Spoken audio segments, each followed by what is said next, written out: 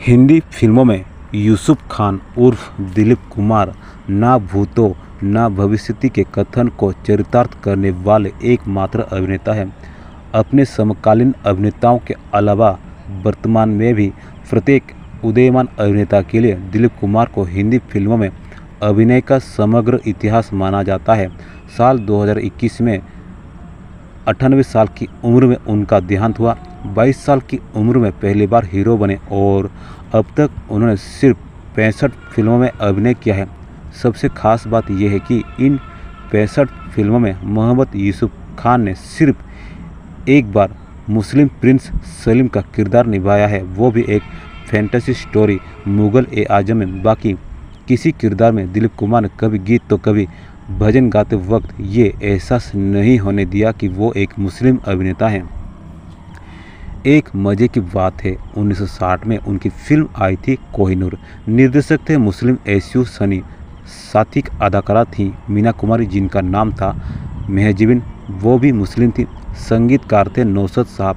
गीत लिखे थे शकील बदायूनी साहब ने। इस फिल्म में हिंदुओं के सबसे बुद्धिमान देवता श्री कृष्ण के रासलीला पर एक गीत फिल्माया गया था।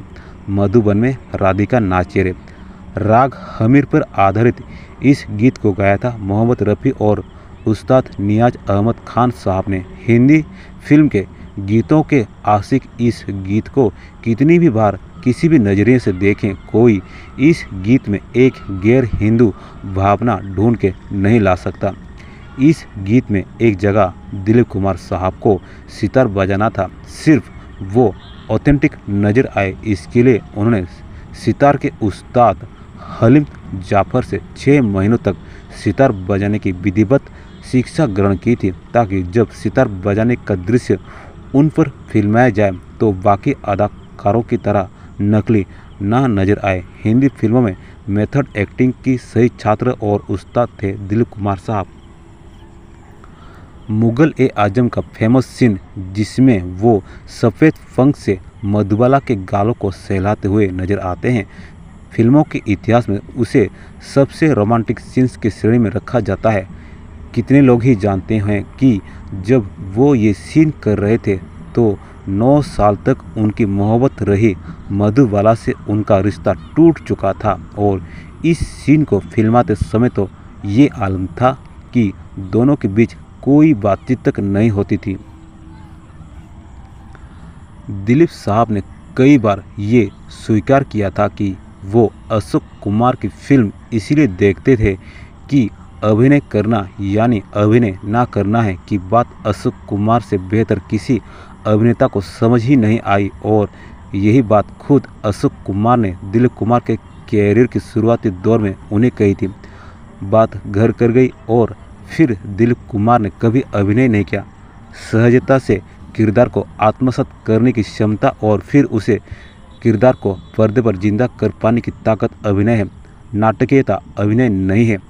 सहजता स्वीकार करने की दिलीप साहब की शक्ति इतनी थी कि गंगा जमुना फिल्म में पूर्वैया और अवधी भाषा बोलने के लिए, वहाँ के लोगों का रहन सहन जानने के लिए कई महीनों तक उत्तर प्रदेश घूमते रहे, लोगों से मिलते रहे, उनसे सीखते रहे। अमिताभ बच्चन जो खुद इलाहाबाद के रहने वाले हैं, वो कहते रहे हैं कि गंगा जमुना उनकी सबसे पसंदीदा फिल्म है, क्योंकि दिलीप कुमार को देखकर एक पल के लिए कोई नहीं कह सकता कि ये उत्तर प्रदेश के बसिंदे नहीं हैं। दिलीप साहब के रोल की तैयारी तो बहुत आला होती है। दिल दिया दर्द लिया नाम की फिल्म के एक सीन में उन्हें प्राण के हाथों से बंदूक छीननी थी। इस सीन में उनकी सांस भरी होती है क्योंकि वे दौड़कर राइफल छीनते हैं। ये सीन शूट करने से पहले दिलीप साहब ने स्टूडियो में दौड़ना शुरू कर दिया था। पूरे स्टूडियो के 4 चक्कर लगाए, पसीने से तरबतर हो गए, सांस फूल गई, तब जाकर वो शॉट दे पाए। गौरतलब है कि दिलीप साहब एक बेहतरीन एथलीट थे और क्रिकेट और हॉकी बेहतरीन खेलते थे, तो स्टामिना बहुत था, लेकिन स्टूडियो के चक्कर करना बड़ी बात है। दिलीप साहब की फिल्मों में उन्हें अक्सर ट्रेजिक रोल मिलते थे, हीरोइन नहीं मिलती थी। इस तरह के रोल्स में इस कदर डूब के काम किया करते थे कि उन्हें खुद डिप्रेशन हो गया था और फिर उन्हें हिंदुस्तान ही नहीं, उन्हें लंदन जाकर साइकियाट्रिस्ट से भी सलाह लेनी पड़ी थी। इसके बाद उन्हें हल्की फुल्की फिल्में करने की सलाह दी गई और इस तरह की डिप्रेसिंग फिल्मों से दूर रहने की ताकीद दी गई थी। ऐसा मसला कम ही देखने को मिलता है। अपने जादू का खुलासा दिलीप साहब ने एक इंटरव्यू में किया था, जब उन्होंने कहा था कि निर्देशक के सामने कई कलाकार होते हैं और उसे सभी से अभिनय करवाना होता है, लेकिन मैं सिर्फ एक ही रोल कर रहा हूं, तो मुझे उस किरदार का आगा पीछा, उसकी सोच, उसका लहजा, उसके कपड़े, उसके ख्याल, उसके बारे में सब कुछ पता होना चाहिए। यही उस रोल के लिए मेरी तैयारी है। जो भी सीन होगा मुझे पता है कि ये अभिनय है, लेकिन उस सीन के फिल्मांकन के समय मैं उस किरदार की तरह सोचूंगा, उसकी पृष्ठभूमि के हिसाब से व्यवहार करूंगा और मेरी रिएक्शन उसी सीन में उस किरदार को रिप्रेजेंट करेगी। अभिनय करना यानी अभिनय ना करना है। हिंदी फिल्म के कद्दावर दिलीप साहब ने अपनी ज़िंदगी में दक्षिण भारत की कुछ फिल्मों के रीमेक में काम किया और हमेशा कहा कि ओरिजिनल अभिनेता ने मुझसे बेहतर काम किया। अभिनय की ऊंचाई से ये बात एक सरताज के सिवा कौन कर सकता है।